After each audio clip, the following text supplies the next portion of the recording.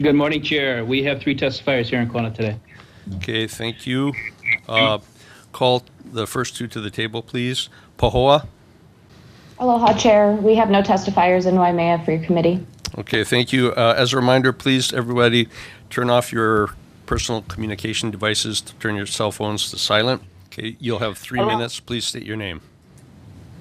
Aloha, mai kako. My name is Ruth Aloha, and I'm a resident of Kona. I don't have much to say today, but I just really wanted to come and thank the county council members and the Hawaii Department of Water Supply for making a request to withdraw the WDP and hearing our concerns. And it's my hope that we here in Kona can continue to work with you folks and figure out how to address the things that were brought up in previous meetings.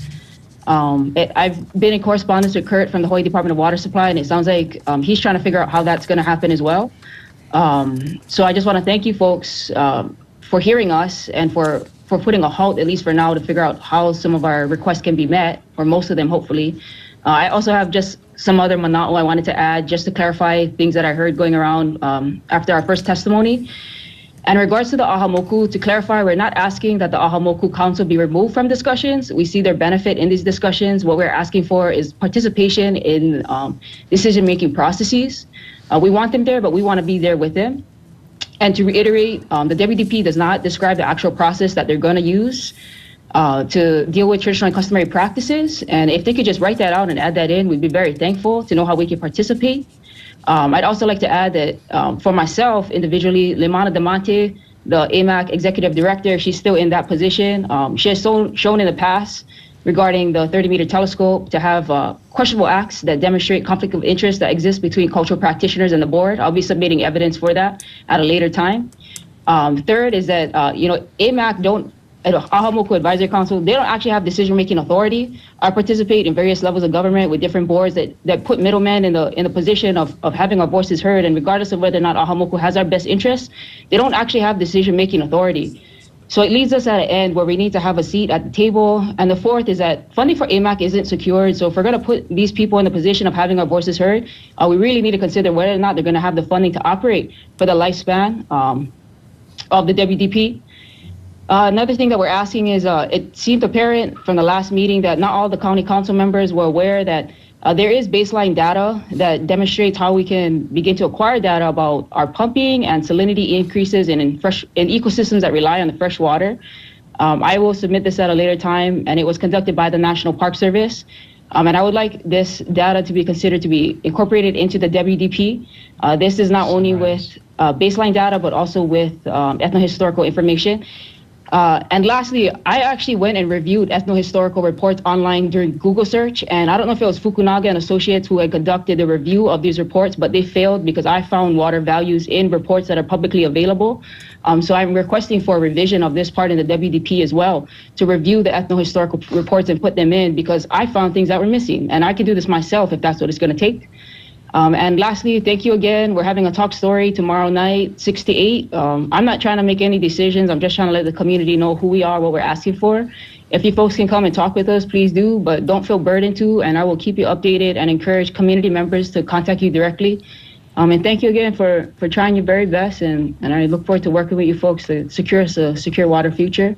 Oh, and lastly, I just seen the newspaper about some of these wells that were broken that we didn't really find out about till just recently, and we just cracked the joke, and I just want to share it.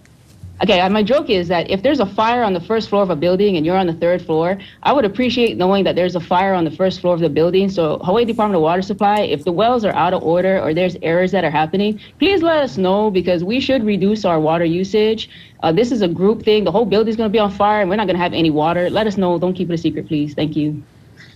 Okay, thank you. Next testifier, please state your name. You'll have 3 minutes. My name is Joe Castle. I'm a naturopathic physician and a licensed acupuncturist. I want to thank all the council members for your openness in pursuing an open and informed decision-making as to the water use development plan. I have a little more information, again, that I did my digging on the internet, public information. I mentioned last time that Kohaneiki irrigation wells pump 650,000 gallons per day. I looked a little further. Kukio irrigation wells pump 1 million gallons per day. Their potable water pumps 300,000 gallons per day. Four Seasons Hualalai, potable water, 800,000 gallons per day. Irrigation wells, 1 million gallons per day. Total for those three developments, 3.75 million gallons per day. So here we are again being asked to reduce our consumption from 400 to 300 gallons per day for our entire households. I wonder how many housing units are represented in those three developments and what the occupancy rates are. So when we look at that, and then I'd like to give you a quote from the course's agronomy director at Kohani'iki. The biggest advantage is for us in that we can control it. He's talking about their wells. And it frees us from facing restrictions on irrigation. Now, if we're looking at preserving our aquifers for future generations, that statement sounds a little arrogant to me. And once again, I want to point out that we're looking right in the face of a two-tiered system. We have water for the rich and restrictions for the rest of us. And if we want to address this for future generations, my big question is, why doesn't the council and the water department advocate for listing of our aquifers so that somebody actually makes a decision about the relevance of pumpage for irrigation of golf courses in the long-term health of our aquifers? I don't get it. I understand money talks, but to me that's not good enough.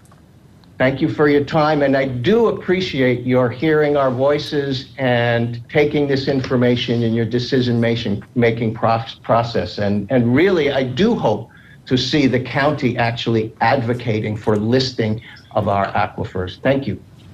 Thank you for your testimony. Your next testifier. Hello, Kako. Our last testifier is Claire Laprinzi to comment on Bill 65. Okay, thank you. Please state your name, and you'll have 3 minutes. Okay, aloha kako.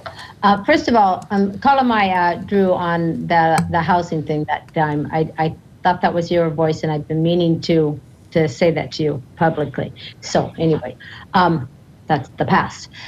But I really hope that, first of all, I want to mahalo that Bill 65 is pulled back and that we have another opportunity to look and just mahalo all around to everybody, apau, because that's a big move and that's a great move. But we should for sure, I feel, work with this next draft with them. I know that we don't get paid and I know we're not part of the employees of the water department, but we can volunteer our time. And I just volunteer Ruth and Joe because they're really good at it. But I'll make you guys some food or something. But that we do come in together because we need to look at this problem and we need to look at solutions because we need to think outside of right now or even my grandchildren's grandchildren. We need to really look at this problem and the permission of the whales. I think that we also need to work, like we're going to meet tomorrow because that's what we do every once in a while, and look deeper at where the water source all comes from. And in listening to Kule Kanahele is, the beauty of the Hawaiian knowledge is that they wrote a lot and they were definitely tuned in, but that it comes from Mauna Wakea and it comes from the aquifer. So we have to really look at the whole picture instead of band-aiding it. And that you put people on the committees that can be volunteers that can come in there and work so that we don't waste time and then pull another bill, that we can really move forward. And that we can even move forward with these big companies, they can say, well, don't move a rock, or you can say, that we're trying to be culturally sensitive, or we're being culturally sensitive about this and this and this. And if you're taking all the water, you're not being culturally sensitive. And if you're taking the brackish water, again, you're not being culturally sensitive. So that we work with the hotels and we work with them so that the people, instead of it become an anger thing and pitying and name calling, I personally don't like the Howley word because it doesn't. Please summarize. Yeah, I'll summarize. But that we let them understand that what we need over here is sustainability, and that as we move into this, we're moving out of Kū now into Lono. We have this time to think. We have this time to work together, so that we recognize, how important Bai is and Kai is and brackish water, and that we don't have any exceptions for anybody. No matter where. Please summarize. Yeah, I am. Koani Kime has their own private well. So, the amount of water that they're using is still outrageous. I have been told, and I've actually seen signs and whatnot, that Keauhou is called the gathering place of the people. And that within Keauhou are Native Hawaiian water rights under HRS 174C-101. And that all the lands are subject to the rights of the native tenants, who also have upper tenant water rights. Keauhou has a high-density population, and from what I've seen, they actually need more spigots, like user-friendly, in the area. And also, I wanted to speak for protection of the watershed, that because of the high density of the population, that there's a lot of damage to trees, cutting of trees and whatnot in the uplands.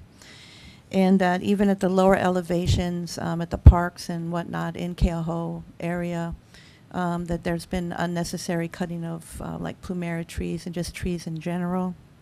And that also that in Keauhou, there's use of herbicides, which they've found in many different reports, including the Mississippi Basin report, that there's cumulative damage and whatnot, health problems related to herbicide use. So to make the area a no spray zone. Also that the issue of, I just wanted to bring up this, I just saw a thing about the Monsanto land petition. I know it sounds a little not related, but I just wanted to say that you cannot perpetuate the land in righteousness by damaging it and doing things to it with poison, and that it's contrary to actually the intent, I believe, of Uamau Ka'ea Ika Aina Ika Pono, if I'm saying that correctly. And I also just wanted to say that in a meeting in Washington and also with the Bureau Legislative Chief, that it came to the attention also of the 174C-101 and Native Hawaiian water rights. I also wanted to bring up the issue of the HRS 172-11, that within Keauhou, our land commission awards were all patents and the upper tenant vested water rights of Native Hawaiians. And that also, one last comment, is that under this HRS 172-11 and HRS 174C-101, that where the Hawaiians have constitutionally protected codified Native Hawaiian rights, Please that summarize. they do not need a permit to access their family water. And that should be considered within the Keauhou water plan. Thank you. Thank you for your testimony. I'll make a quick trip around the outer sites. Is there anybody else there that would like to testify? Bill 65 amends the Hawaii County Water Use and Development Plan to include provisions for the Keauhou Aquifer system pursuant to Section 29-3 of the Hawaii County Code, 1983, 2016 edition as amended, addresses regional water needs and source development strategies of the Keauhou Aquifer system area, accounting for demand projections identified by the Kona Community Development Plan, as well as traditional and customary practice considerations. Introduced Mr. Richard by request, postponed September 19th, and there is a motion on the floor by Ms. Poindexter, second Ms. Eoff, to recommend passage of this bill on first reading. And we have Communication 414.2 from the Department of Water Supply Manager Chief Engineer Keith Okamoto dated September 27, 2017, requesting Bill 65 be withdrawn. Chair Poindexter. Yeah, I'd like to withdraw my motion to recommend the passage of Bill 65. No, I'm withdrawing, sorry. Yeah, it's okay. Okay. Clerk, do we need to vote on this, or is it just withdrawn? I'm withdrawing. Okay. This gives an opportunity for more work to be done on Bill 65, so thank you, Chair. That's the end of our business, correct? You would need to, as the introducer of the bill, withdraw consideration of the bill. Okay, thank you. So just for the record, if you could do that. Okay, I will withdraw the consideration of the bill, and so that the bill is withdrawn officially. No, correct. Okay, thank you. And we'll communicate that to the Water Department, so thank you.